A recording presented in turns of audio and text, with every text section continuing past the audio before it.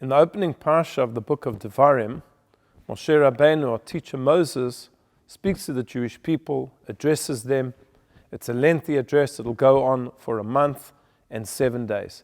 And at the beginning of the address, he reminds the Jewish people of their sins in the wilderness, of their travels, of their travails, of the battles that they fought. And he reminds them of the battle against Sichon. Sichon was a great and mighty warrior who left his capital, the city of Heshbon, and came out to fight against the Jewish people. He was known as one of the most fierce warriors, and yet the Jewish people were able to completely vanquish him and to take over his territory. And then Moshe goes to the next king, whose name was Og Melech HaBashan. And he also came out to fight against the Jewish people. And Moshe says to the Jewish people that at that time, Hashem appeared to him and said, Al tira oto, don't be afraid of Og, because just as you were victorious over Sichon, you'll be victorious over Og. And the question is, why did Hashem have to say to Moshe, do not be afraid of Og? He never said that to him about any other king. He didn't say that to him about Sichon, who was just as powerful. Why in particular was Moshe afraid of Og that Hashem had to tell him, Al tirato, do not be afraid? And the Talmud tells us the most fascinating answer. It tells us that Moshe was concerned that Og would in fact be victorious because Og, many, many years ago, had done Abraham a favor.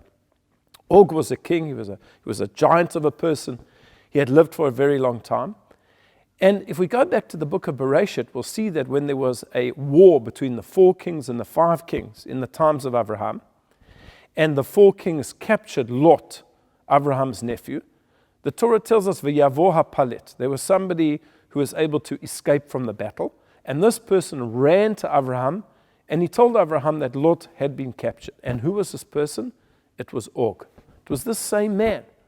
And therefore, Og had a merit. It was perhaps a very small merit, but nevertheless, he had done a favor for the Jewish people many years ago. And therefore, Moshe was concerned that perhaps in the merit of having done a favor for Abraham, it would be very difficult to beat him, to vanquish him.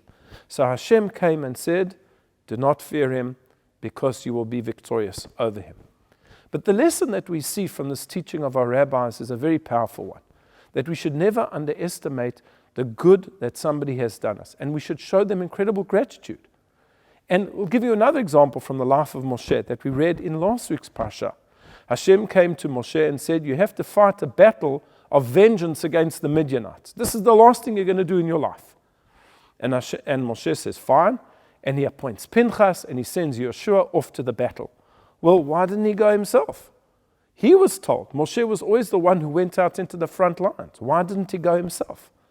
And the sages tell us that he couldn't, because Moshe had been raised in Midian. That was the place where he went to. After he escaped from Egypt, he went to Midian. He married a Midianite. He lived in the house of Yitro.